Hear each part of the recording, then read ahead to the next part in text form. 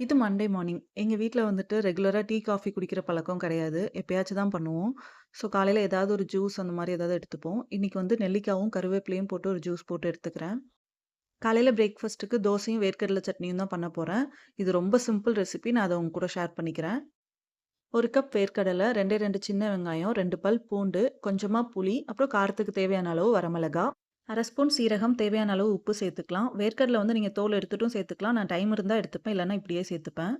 தேவையான அளவு தண்ணி சேர்த்து அரைச்சு எடுத்துக்கலாம். நான் வந்து இன்னைக்கு கொஞ்சம் திக்கா தான் பண்ண போறேன். உங்களுக்கு இன்னும் கொஞ்சம் தண்ணியா வேணும்னா, நீங்க தண்ணி சேர்த்து மிக்ஸ் பண்ணிக்கோங்க. இதுக்கு ஒரு தாளிப்பு மட்டும் குடுத்து முடிச்சுக்கலாம். 2 சின்ன வெங்காயம், கருவேப்பில, வரமிளகா அவ்வளோதான். தாளிப்பு பேன்ல கொஞ்சமா எண்ணெய், கடுகு சேர்த்து பொரிஞ்சதும், நம்ம சின்ன வெங்காயம், கருவேப்பிலலாம் போட்டு தாளிச்சு சேர்த்துக்கலாம். அவ்வளோதான் சட்னி ரெடி ஆயிருச்சு. இது வந்து ரொம்ப சிம்பிள். ஆனா ரொம்ப டேஸ்ட்டா இருக்கும். நீங்க கண்டிப்பா வீட்ல ட்ரை பண்ணி பாருங்க. வீடியோ பிடிச்சிருந்தா லைக் பண்ணுங்க. நாளைக்கு இன்னொரு வீடியோல பார்க்கலாம். அதுவரைக்கும் பை.